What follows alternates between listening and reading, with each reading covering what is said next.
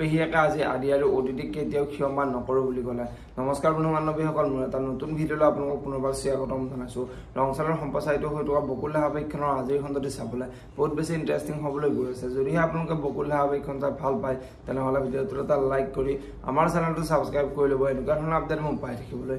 ছোৱালী খণ্ডত আপোনালোকে দেখিবলৈ পাইছিলে আদিৰ মাকে আদিৰ দেউতাকলৈ ভাত লৈ গৈছিলে আৰু আদিৰ দেউতাকে মই ভাত নাখাওঁ, এতিয়া তোমালোকে মোক কেয়াৰ লৈ দেখুৱাব নালাগে বুলি আদিৰ মাকৰ আগত কৈছিলে। আৰু তেতিয়া আদিৰ মাকে আপুনিতো অতিথিক এইখন ঘৰত আহিবলৈ দিছে, আপুনি এতিয়া এনেকৈ কিয় খং কৰি আছে বুলি আদিৰ দেউতাকক সুধিছিলে। আৰু তেতিয়া আদিৰ দেউতাকে মই ৰাস্তাৰে যাই থকা দুটা ভিক্ষাৰীকে ঘৰত থাকিবলৈ দিছোঁ, মই কেতিয়াও অতিথিক বোৱাৰী হিচাপে মানি লোৱা নাই, আৰু এইটো জন্মতো বাদেই দিয়া মই অহা জন্মতো অতিথিক কেতিয়াও বোৱাৰী হিচাপে মানি নলওঁ বুলি আদিৰ মাকৰ আগত কৈছিলে। আৰু আদিৰ দেউতাকে তোমালোকে শত্ৰুৰ লগত আছা, গতিকে শত্ৰুৰ লগত যোন যোন আছে মই সকলোকে শত্ৰুৰ জ্ঞান কৰোঁ, মই সকলোকে চাই ল'ম বুলি আদিৰ মাকৰ আগত কৈ আদিৰ দেউতাক তাৰ পৰা গুচি যোৱা দেখিবলৈ পাইছিলে। আৰু আজিৰ খণ্ডত দেখিবলৈ পাব আদিৰ দেউতাকে আজি আদিৰ দেউতাকক ওলগ ধৰিব, আৰু আদিৰ দেউতাকক ওলগ ধৰি আপোনাৰ ল'ৰাই কিন্তু মোৰ লগত এইটো বহুত বেয়া কাম কৰিলে, সি নিজেই গাৰ্গীক বিয়া কৰাম বুলি কৈছিলে আৰু এতিয়া সি বেলেগ ছোৱালীক বিয়া কৰালে, সি মোৰ মান সন্মান সকলো শেষ কৰি দিলে, গতিকে ইয়াৰ প্ৰতিশোধ মই ল'মেই,